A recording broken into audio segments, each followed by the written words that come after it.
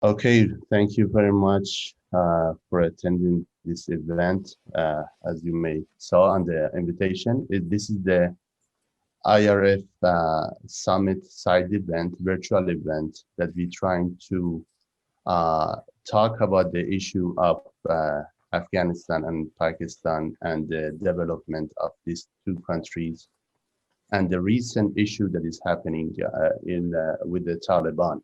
This conflict of Afghanistan specifically has been entering into the 21 years of continued claim of civilian casualties.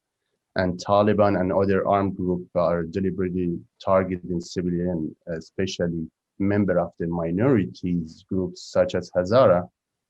And unfortunately, there is no accountability from Pakistan or Afghanistan government. And for some reason, even though the Afghanistan and Pakistan government are announcing that they are doing their best to fight this extremism and the Taliban group and prevent them from targeting the minorities, but we see that in many cases they are somehow uh, turning blind eyes to the what is happening exactly in those two countries. And for understanding exactly what is going on and being able to discuss this issue in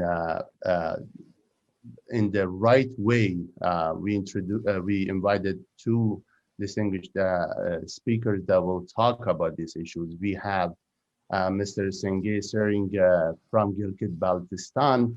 He's a researcher and human rights activist. He completed his engineering degree in Pakistan and master degree in development study from England. And he's running the Washington-based Institute for Gilgit-Baltistan Studies. I'll make it short because I want you to talk more about deep on what is going on exactly. Since 2010, this institute is working with the United Nations, Congress, British and European Parliament. And I had the pleasure to working with Mr. Sering in many cases in UN, and it's a pleasure to have Same you. as well, yeah. And we have Dr. Akram Gizabi. He earned his degree in agriculture from the American University of Beirut. Since 1983, he became a local correspondent for Dairy Service of Voice of America and talking and covering the refugee issue in Afghanistan.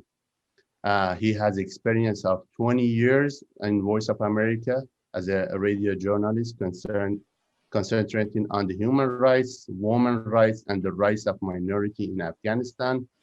In 2005, he founded a political party called NOMA, Civil Movement of Afghanistan, advocating civil rights, domestic democratic value, and secularism and empowerment of the movement and minorities. It's very important to understand that in Afghanistan, this is one of the issues. Women rights, children rights is one thing that is always ignored. And it is very honor for me to have Dr. Gizabi, who's founding this organization and working on that. With that, Dr. Gizabi, you will start first, or Sanjay, you will. I could go first. It's okay. Okay, go Yeah. ahead.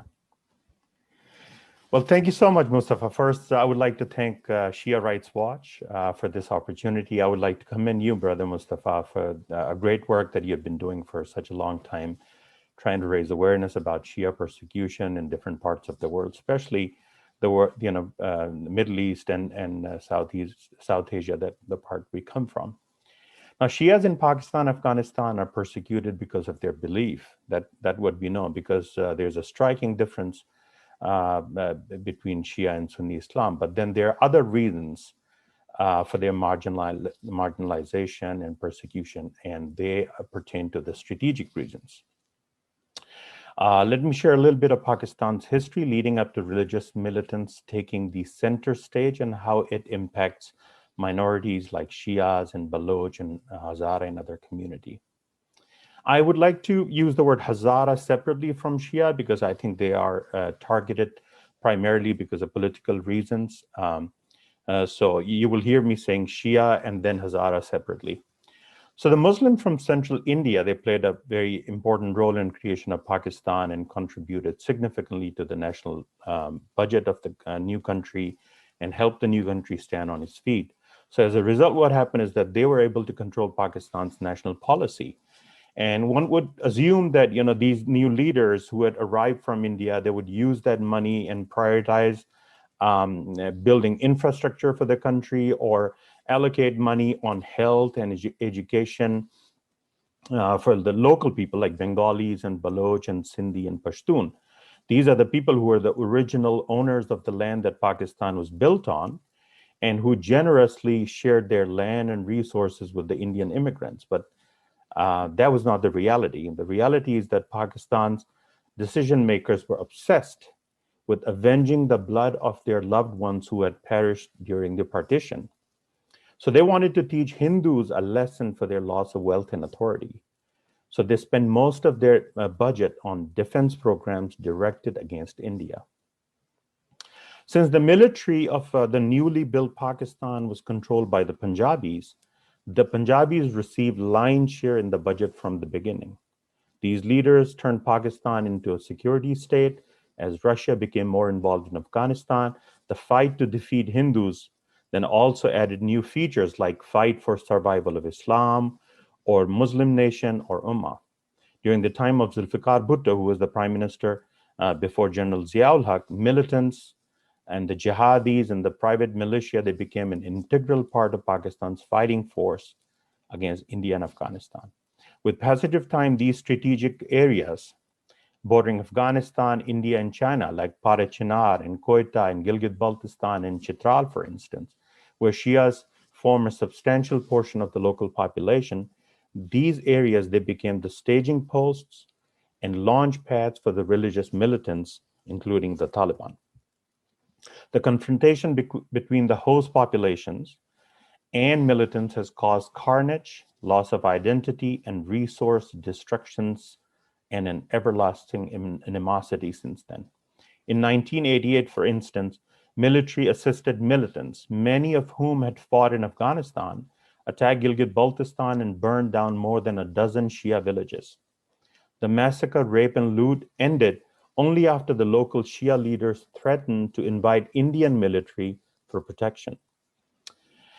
Today, ये जो दहशतगर्दी है, इसके पीछे वर्दी है, which means army is promoting terrorism. This has become the most common slogan in Pakistan among the Shias, as well as the Baloch, Sindhis, Pashtun, and people of Gilgit-Baltistan.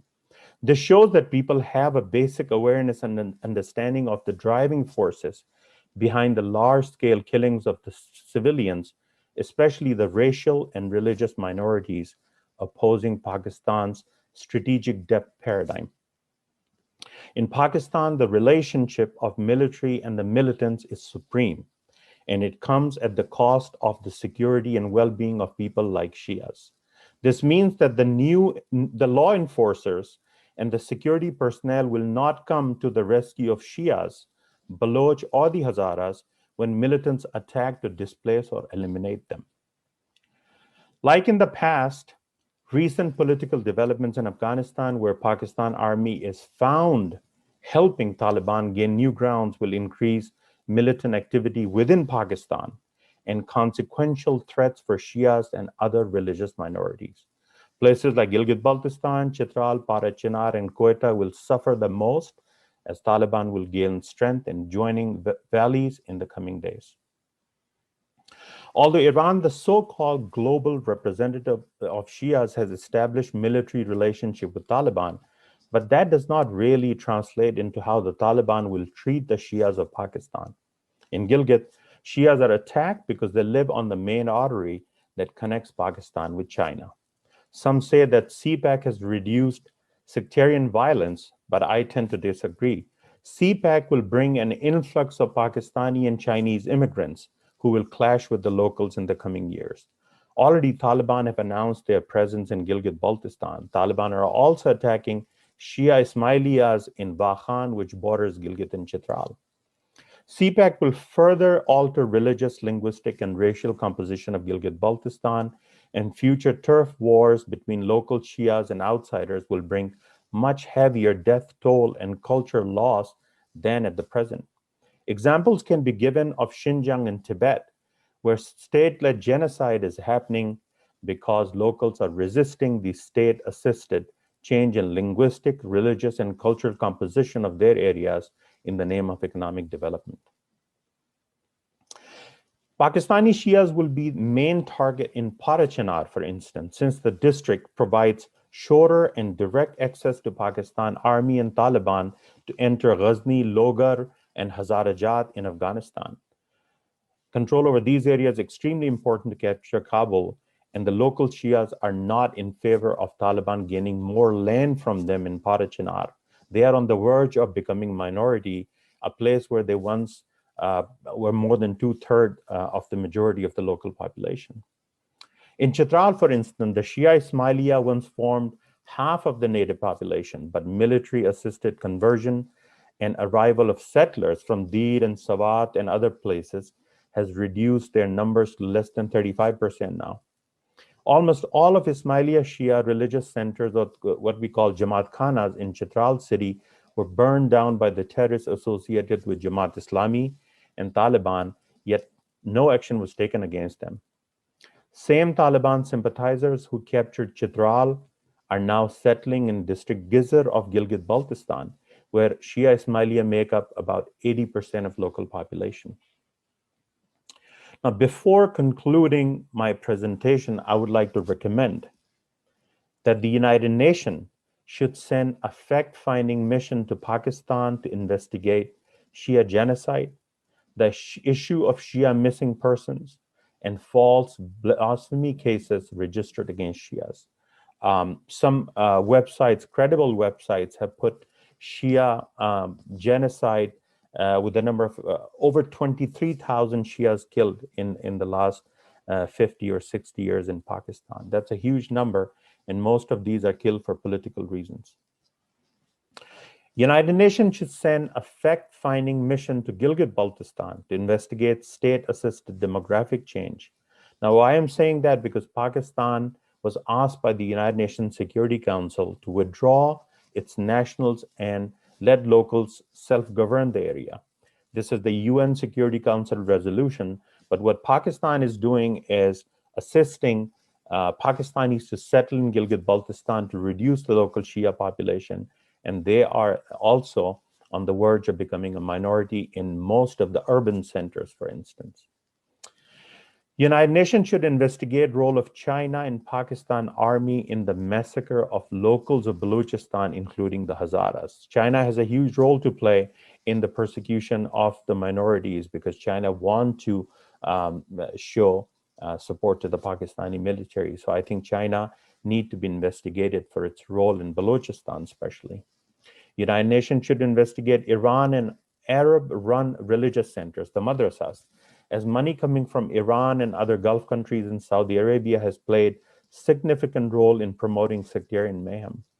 I think this is really important because right now, between registered and unregistered madrasas, we have more than 40,000 madrasas producing Shia and Sunni and Salafi and Deobandi and Wahhabi and Ahle Hadith students.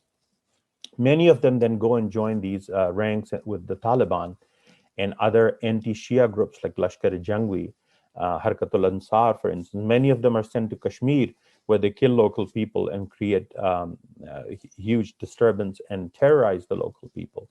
So I think this is something the United Nations should investigate because all the money is coming from either Iran or the Gulf countries.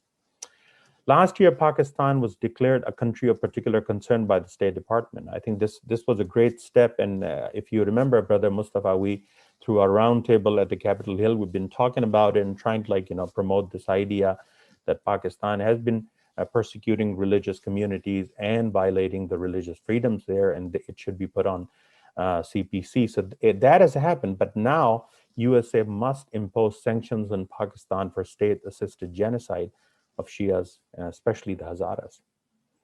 I'm once again thankful to Shia Rights Watch for the opportunity to express myself. Thank you again. Thank you very much, Senge. Yes, indeed, the issue of having those madrasas and implementing and enforcing the extremist idea in the mindset of the children is something that we are ignoring every day. And it is our duty and responsibility to be able to highlight those issues and enforce closing those madrasas who are implementing and feeding that extremism thought. And right now we see that this Taliban and Al-Qaeda and ISIS are the result of those extremist teaching that unfortunately have taken a life of many innocent people, member of minorities, Shia and others. And it is very important for us to understand that as a Shia, we are promoting the peace for everyone, every member of every minority, including ourselves. And we whatever we are talking about right now is the step to prevent that violence that is happening to us, and it will expand to the other minorities as well. Dr. Gizabi, you are more than welcome to start. Thank you very much, Brother Mustafa Akwand and the Shia Watch for having me here and for organizing this this session.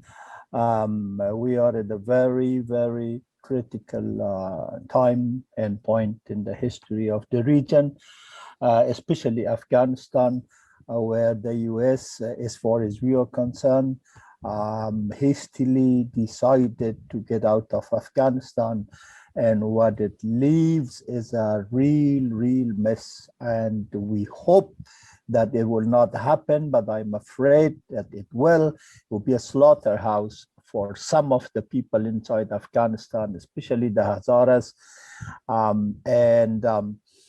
We really are concerned, and we hear increasingly the news of all these districts falling in the hands of the Taliban, and unfortunately, as my brother mentioned, where there is some insurgency, there is the military behind it, and we believe that much of what is going on in Afghanistan in the form of Taliban violence, Pakistan is behind it, unfortunately. I try to briefly discuss the situation of the Hazaras in Afghanistan.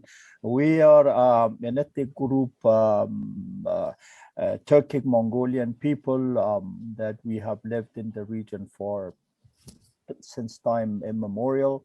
And our tragedy with the central government started in the 1890s, where with the help of the British behind the local government, we were a kind of autonomous region in the central part of Afghanistan. And the British wanted to have a clean state in Afghanistan, so that no interference in their sphere of influence will take place from any quarters. So they were afraid that the central part of Afghanistan may side with Russia of those days. So the British occupation of the subcontinent arranged some trips by special fact-finding groups inside Afghanistan, especially among the Turkmens, the Uzbeks, and the Hazaras. There was, which I translated into a book, it's called the Boundary Commission. And this Boundary Commission was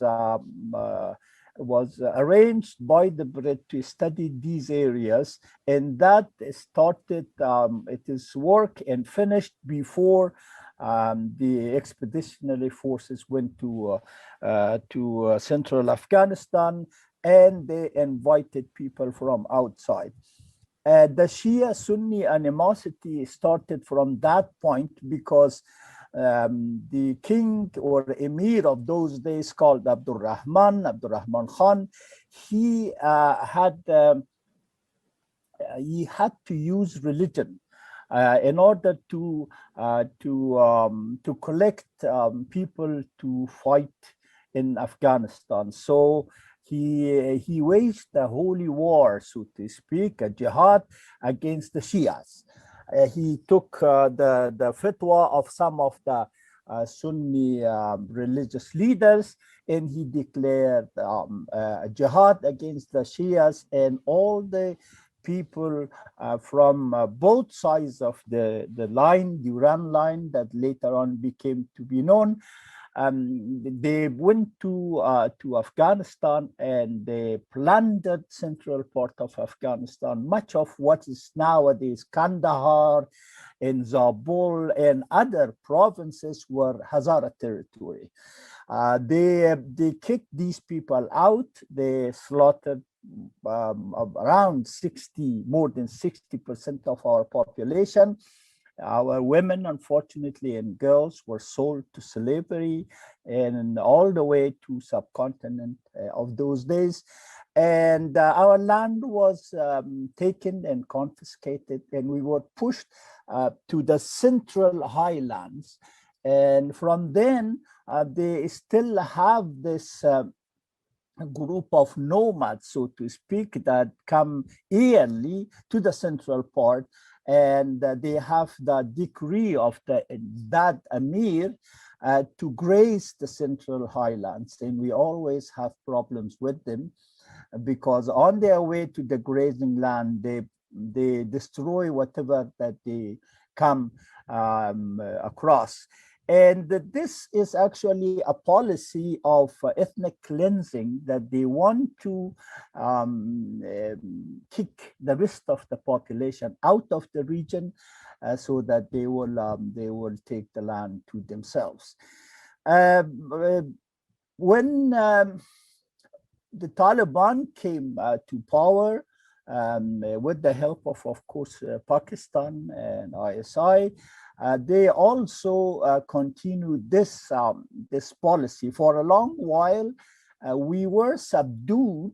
There were animosities, there were discriminations, marginalizations against the Hazaras, but it wasn't really that visible. But when the Taliban took over Afghanistan, they massacred close to 20,000 people in the city of Mazar Sharif in the north, and which was akin to genocide.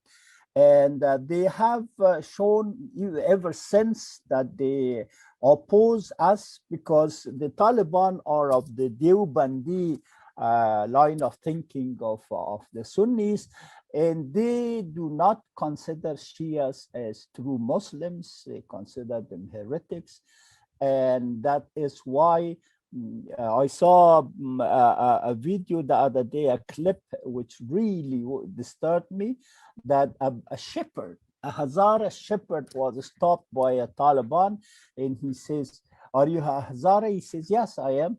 And then he shoots him at point blank, and then he bullet riddles his body afterwards, and he says, God is great, God is great. Thank God that one more Hazara is dead. So this may not be a representative of all the Taliban thinking, but it does show how they feel about the rest of us in the country. Nowadays, we unfortunately, we are the victim of the foreign interference from Pakistan as well as from Iran. Some people would think that Iran, being a Shia country, would support us, would help us, but not really, because Iranian thinking is racial in policy and religious in how shall I say, in thinking. Because they supported all along during the war, they supported the non-Shia people inside Afghanistan who were more or less closely or ethnically related to Iranians, and they did not support us. But what they did, they have always tried to use us as a cannon fodder for whatever policies that they have. And they did so during the Syrian war. They sent a lot of us to Syria, and these were the poor Hazaras living in Iran who were more or less given a choice: either you be deported to Afghanistan or you go to Syria and we will support you and we help you. But what happened, we lost a lot of people in the fight in Syria, as well as some Pakistanis lost, because they had this Fatimiyun, they have Zainabiyun, and these groups that were formed by Iran under the leadership of the late general who was assassinated by the US. And that has brought a really big problem, that has caused a really big problem for the Hazaras and the Shias inside Afghanistan, because all these groups, all these militant groups, they want to take revenge of what these people did in Syria. They want to take revenge because supposedly we fought against the ISIS there, and they want to take it nowadays on us inside Afghanistan. Although the Hazaras inside Afghanistan had nothing to do with the war in Syria, we were not there, we did not help. But since being of the same people, we receive nowadays the reaction of the Iranian regime. So the people, our people in Pakistan, are also the victims of the violence against Shias, partly because we were part of the Northern Alliance in the war, during the war, and since we are the weakest link, they unfortunately have targeted us in Pakistan, and we have lost a lot of people, and we have 2 areas, almost open prison in Quetta, where it's surrounded by force, and they cannot go out of the region. When they go, they are escorted by the police, and we are targeted. Our businesses there are targeted, and our schools are mostly closed, and our public servants are told that they should not really go to work outside of their region. And nowadays in Afghanistan, we believe there is a genocide going on against the Hazaras and the Shias. And because most of the attacks are directed against us in Western Kabul, as well as other areas of Afghanistan, but mostly in Western Kabul, where we have a large number of people concentrated there.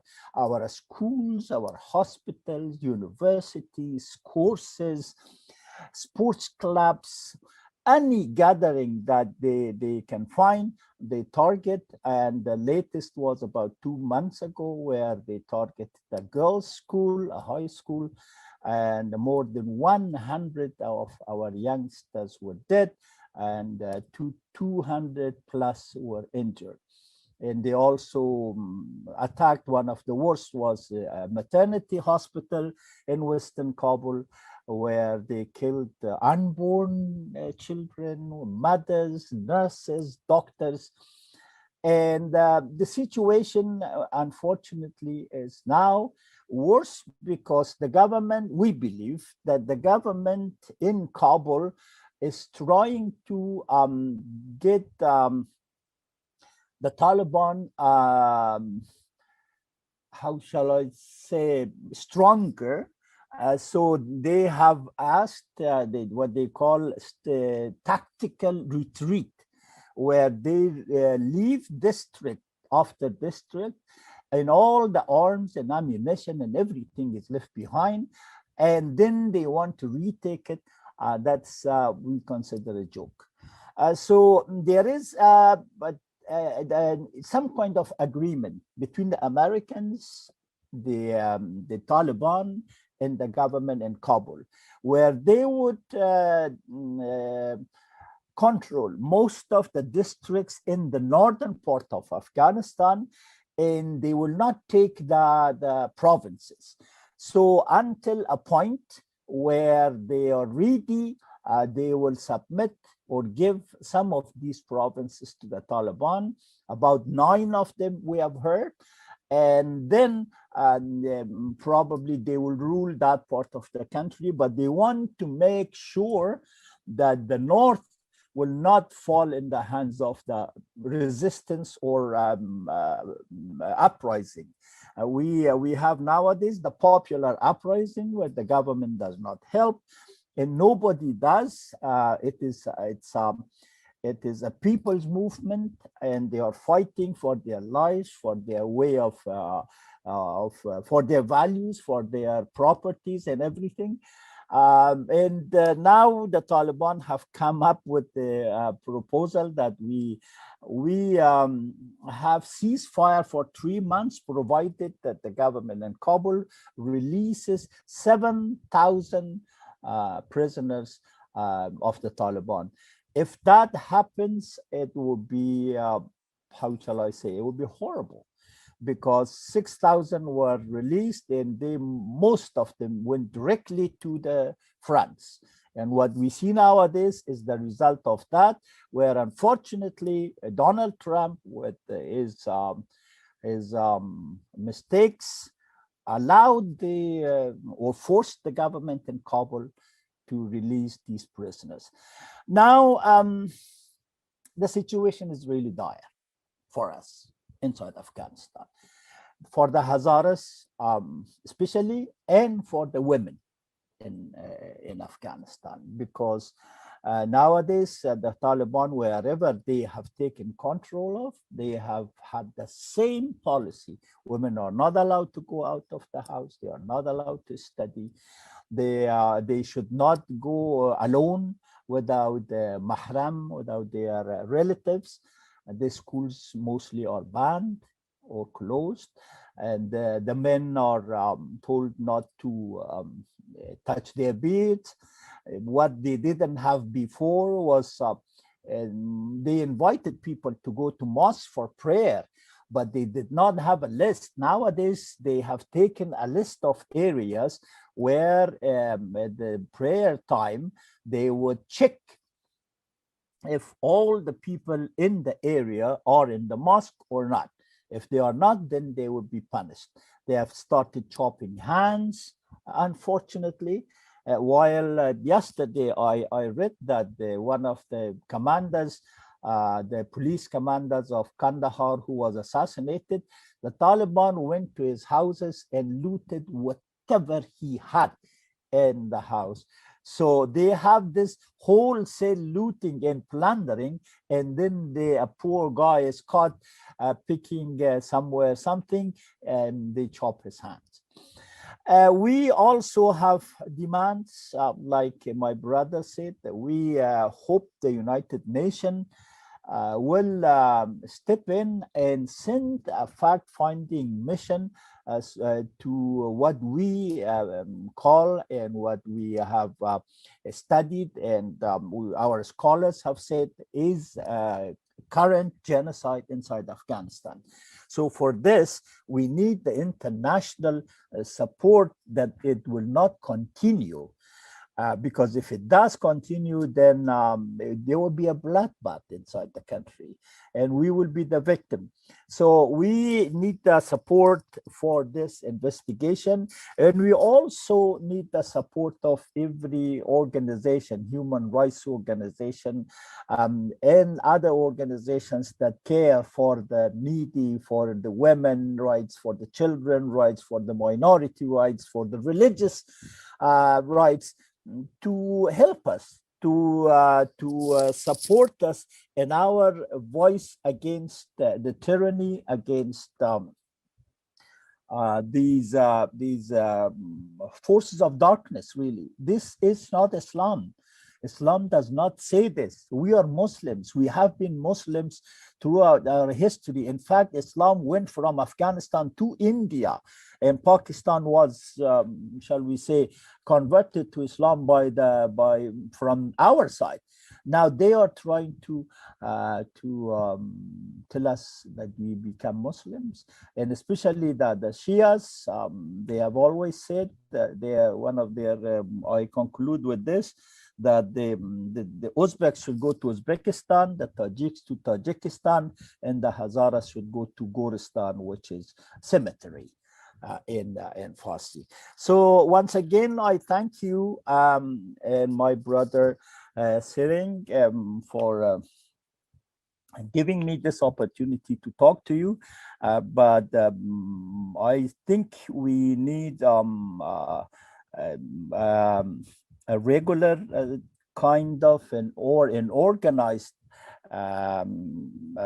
effort to help each other, to support each other, to support the people in Afghanistan, because we do not want to be forced out or slaughtered like the Rohingya Muslims who were kicked out of Myanmar.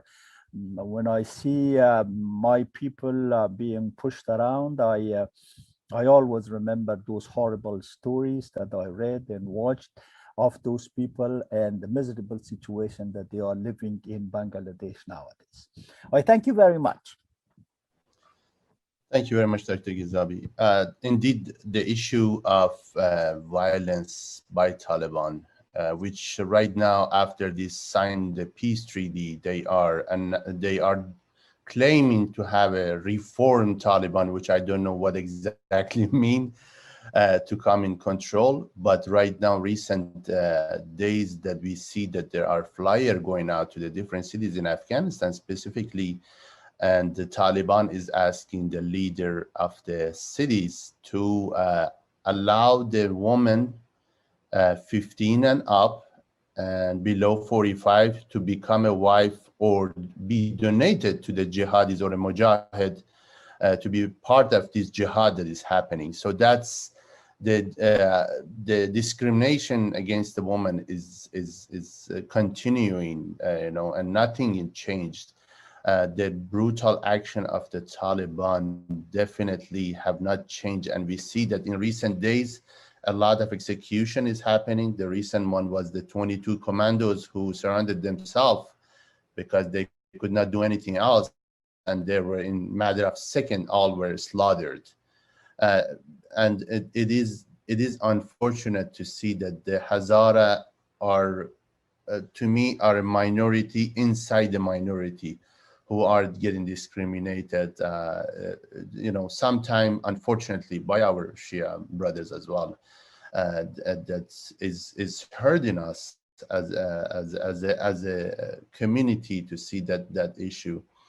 And it's been a long time that the Hazaras and the Shias in Pakistan and Afghanistan are asking United Nations to declare a genocide of what is happening to the Hazaras. But unfortunately, United Nations and the different countries are hesitating to see what is exactly going on in Afghanistan and Pakistan. And we see that a lot of those issues are not highlighted. We are, as activists, we have seen so many videos of slaughtering of men, women, children. And we have seen what is exactly Taliban is capable of and what they have done to the Shia Muslims. And right now, because Shia were in front of their hands, right now, if tomorrow there are other minorities, they will be facing the same issue. So I really thank you. And if we have any question that we can answer, one question that came to my personal WhatsApp, it was regarding of either Senge or Dr. Akram, each one of you can answer that.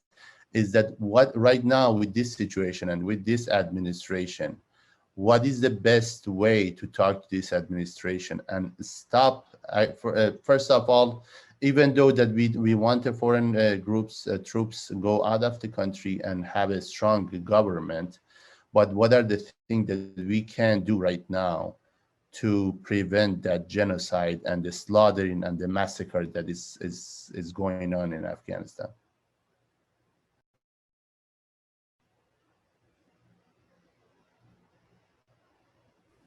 So when you said this administration, are you talking about the U.S. administration?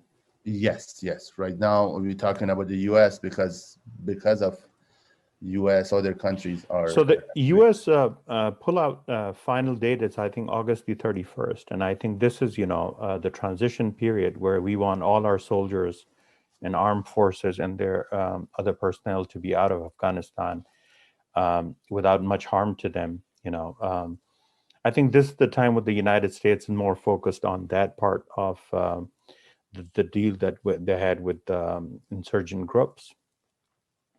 I'm not sure if the policy of the United States would change, after August the 31st in their relationship with the Taliban, which are attacking Kabul and other, places, would, I think, become more clear. I hope, and I would request the United States government to provide full support, aerial support, support of our Marine and Air Forces to the Afghan government. That is something that they definitely need if they want the ground force in Afghanistan to, maintain control over the land that, the government forces now control and push the Taliban out. Giving Taliban any more land is basically giving more land to Pakistan, and Pakistan extending its, its strategic presence in Afghanistan is not good for the entire region. I think it is very obvious. We don't need to overstate it, but the United States policy after August the 31st should be pro people, should be pro Afghan forces, should be extending support to the existing Afghan government, and giving a very strong message to the international community that this is the legitimate government and they should have sovereignty over their land.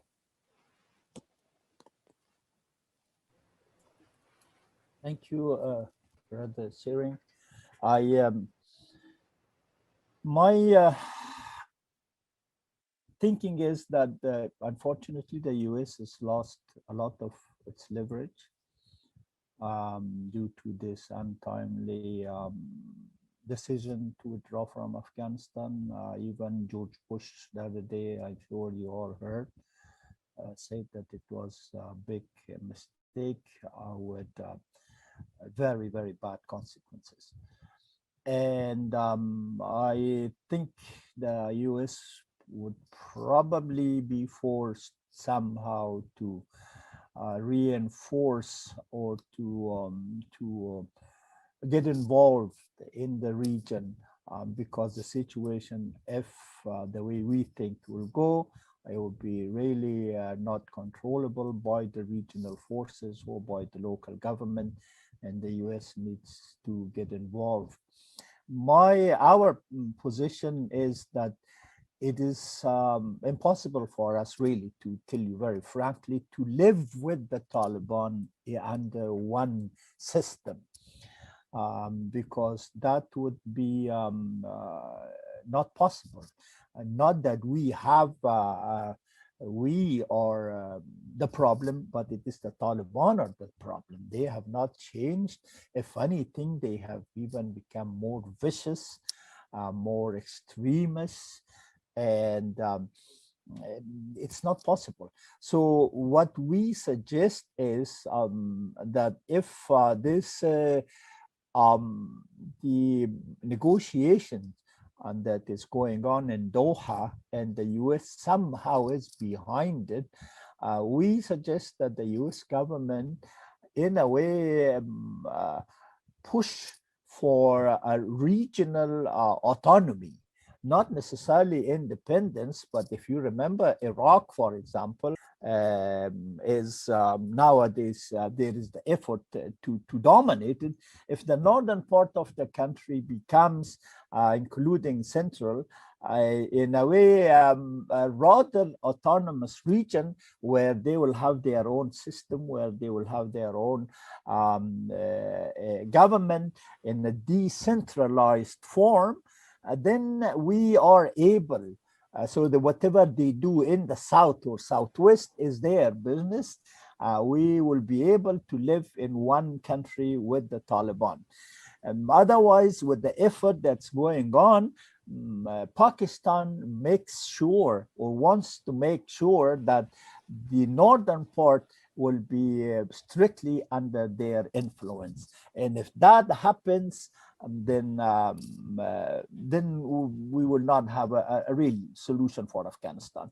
And the US can help push this forward, this idea of some kind of a federal system or some kind of a regional system where there will be a diffusion of power, not concentration of power in the hands of a local central government, which would be mostly dominated by the Taliban. I think there's an important point that we could add here is that Vice President Amrullah Saleh, for instance, he recently said that there are very clear and strict warnings coming from the Pakistani military that if Afghan forces try to dislodge Taliban from southern and eastern Kandahar province, especially around Spin Boldak area, for instance, then Pakistani Air Force will come into action. So Pakistan has intentions to use its Air Force. So I think I want to add to what Brother Akram Ghizabi said is that just like in Iraq, we should have no-fly zones over Afghanistan. This is very important. I think after August 31st, United Nations Security Council need to convene, and they need to establish some no-fly zones. So Pakistani Air Force is not allowed to activate its, whatever the designs it have to help Afghan Taliban gain more grounds there. Pakistan is always anxious. It is always threatened by the fact that if the Taliban are not stable in Afghanistan, the fallback will be that there will be more activity within Pakistani soil. So that's why they're trying to push as far and as quickly as possible before August 31st. This is the time when the U.S. is more focused on taking its troops out. This is the time when the U.S. is not really retaliating of what Taliban is doing there, all the mayhem and butchering and chopping hands and kidnapping women. This is, I think, will probably go on till August the 31st. And after that, I hope that the United States acts fast and creates no-fly zone, and then bring the Security Council and try to establish the supremacy and legitimacy of the existing government and its armed forces.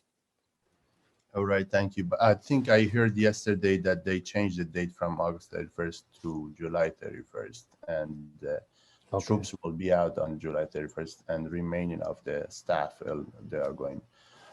This is unfortunate to see that we are going back to the beginning of the Taliban and beginning of before September 11.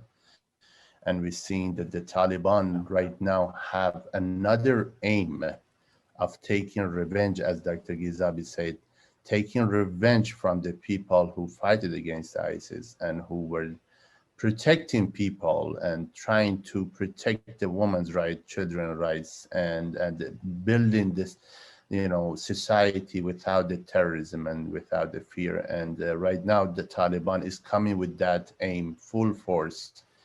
And right now they have more weapon and ammunition because they are taking control of different bases, and this is very alarming for everyone and the neighboring countries of Afghanistan.